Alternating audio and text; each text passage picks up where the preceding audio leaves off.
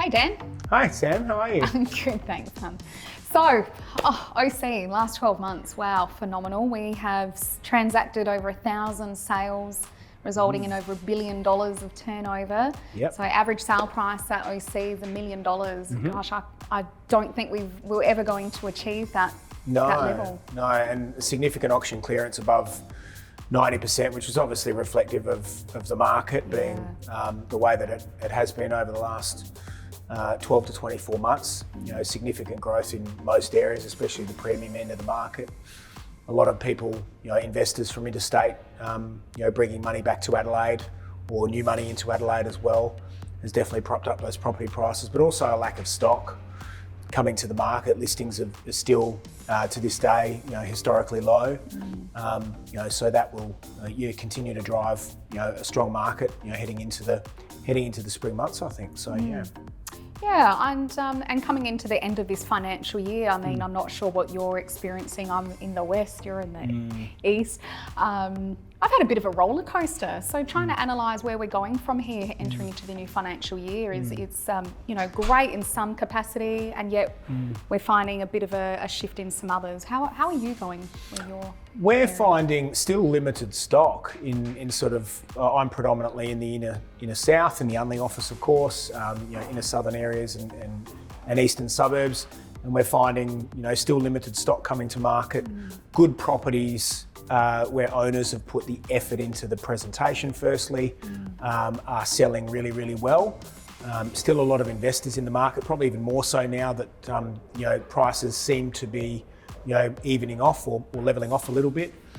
We're noticing, but yes, the low stock levels will still driving good inquiry. Sure, there's been a slight decline in numbers at open inspections. Have you experienced the same? Or? I have, yeah. Slight decline in attendance and registrations, but they're still very qualified buyers is what I'm finding. They're quite astute, not getting too scared, I think, by some scare tactics in the media, which we're finding, and some recent interest rate hikes.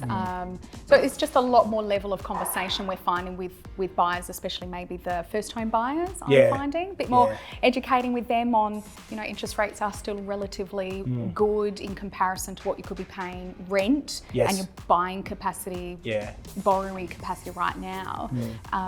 I just find him having a bit more conversation with people around that. What about yourself? What were your standout sales? Oh, look, I've got a few, quite varied this last 12 months. A couple, that I will talk about.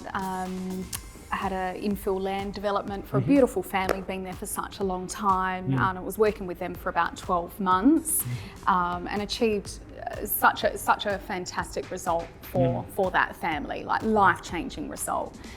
So it was good with our connections in our development field and our projects team, working with over 120 developers on that site alone. It was a big month project. Yeah, wow. We sold it to quite a reputable builder, and now working alongside that builder in conjunction to sell 19 house and land packages in such a great area. Became quite close with that family. You get to know people quite well. It was a beautiful sale to get across the line and I remember seeing the auction result on Teams that day, and everyone had smiles on their face. It was a great, above $1 million, sets this family up. So that was a really lovely, heartfelt moment. Couple of other sales, just which shows that auction strategy and for good quality homes. Property in Pennington, the most recent highest sale price in that suburb area, a lesser known suburb area, I'll be honest, in the west. Last record sale price in that area was $800,000, larger block, bigger home. 3 weeks later, I took one to market at auction, moved it into a 9-day market campaign, 23 registered bidders. Wow. Sold it for $1 million. 23? Wow. Yeah, a lot of work. Auctioneer's dream. Sleepless nights. Sold it for $1.63 million. Wow, in Pennington. My goodness. Yeah, and then have just recently sold that purchaser's family home in Queenstown. So that was a really nice turnaround transaction. I think that's also reflective of the auction market, and that's one thing that we're getting a lot of questions on as an auctioneer. If you put it into general context of comparing it to a for sale scenario, if you walked into any lounge room, and if anyone looks at it from a rational perspective, everyone likes the auction to sell on the day. I get it. It's white line fever. What will the neighbours think, etc. But if you had if you walked up to a vendor or someone, if you were a seller and you looked at it like this, and that is that with the auction clearance rate at 70%, you've got a 7 out of 10 chance of selling your property in under 21 days with a cash unconditional contract, no cooling off. Compared to for sale, you don't have that opportunity. Now, it might sell within 21 days, but you will be open to subject twos, subject to finance, cooling off periods, unless you can strategise, the interest levels there, to leverage that to get people to waive that. But that's very rare, wouldn't you say? I mean, Absolutely. Situations where people waive their cooling off periods are very rare.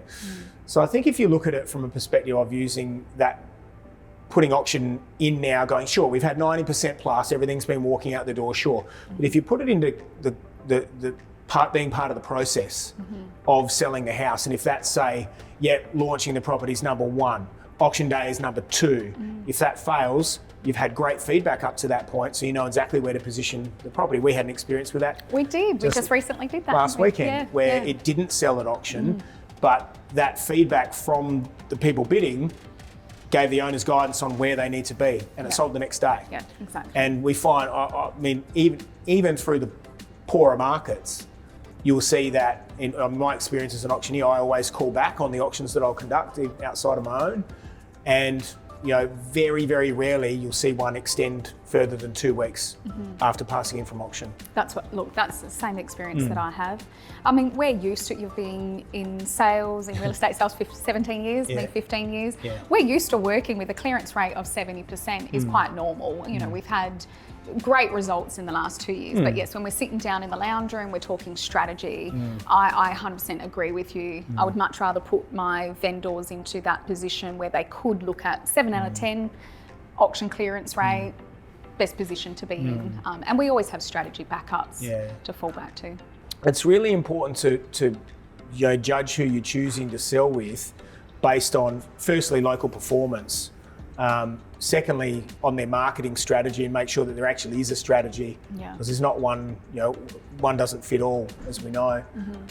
And thirdly, that they're able to really articulate how they're going to market your property, the target market for your property, how the company's going to strategize around that. And importantly, one thing I think where Owens Castle excel at is the interdependent. I touched on it before. I call it an interdependent database where your buyer is my buyer, and our offices are 20 kilometres apart. Yeah, it's powerful. Yeah, absolutely powerful. And we can see, for instance, if you've done an appraisal on someone's property, or they're looking in certain areas, it's just a much better way to service punters, and the use of artificial intelligence inside that allows us to have a really powerful database system. I think moving into this market where people are going to want the opportunity to sell off market, that gives buyers a great advantage, especially with things like our OC First platform, where you can sell properties off market, and it's not just many agents, as they'll go, I've got a buyer, and they've got one buyer, and the buyer will come through, and that's all they've got. Whereas you can actually run a campaign, provided it's done professionally, and having there's offices in Wollonga, Adelaide, Henley Beach, and Kensington. You're in 5 of the most premium markets in South Australia, and Wollonga especially being a really vibrant, busy market. Down here, of course, is always really, really punchy. So especially now where with the limited stock, people have got such a broad search range. Are you finding that you're seeing people look basically everywhere? Absolutely. I just my last 5 recent sales even. So selling in my area, but up and moving for that lifestyle change down to Wollonga. Pick up the phone to Nick and move them. They're loving that service. Same as yourself. We're crossing over.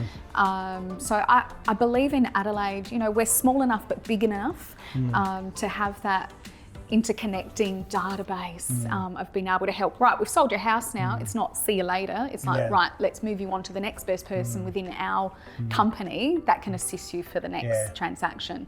So powerful. One thing we are seeing a lot of now is, you asked me 2 years ago, and this is probably specific to more specific to my market, but you know, dribs and drabs of interstate investors, maybe one in an unquantifiable number, you know, 1 in 100, 1 in 200. Whereas now we're getting a significant influx of interstate investment. About 1 in every 15 people that are calling or inquiring are either looking to invest in South Australia. We recently sold a place on Crossroad in Clarence Gardens for $1.14 million, sight unseen to an investor from Maroubra in New South Wales. Because they wanted a safe place to park their money. Adelaide's seen as a very, very stable property market and a very safe place to put your money. So that gives you confidence in the market, and having, again, that database where you have access to all of those. You know, we're meeting on average, I was speaking to someone at head office the other day, you know, averaging about 1,000 buyers a week that we're meeting. And we don't know I don't know how many inquiries that relates to, but 1,000 buyers a week. That's a lot. At open homes, that's a significant number of new people into the market, and again, give sellers just that added advantage. So do you think we're going to have you in real estate for the next 17 years? Maybe I might be retired by then. I don't know. 17 years, how old? It's my birthday tomorrow, actually. Oh, happy birthday. Thank you. 17 years, I'll be 60, so we'll see what happens. Okay. We don't know about that.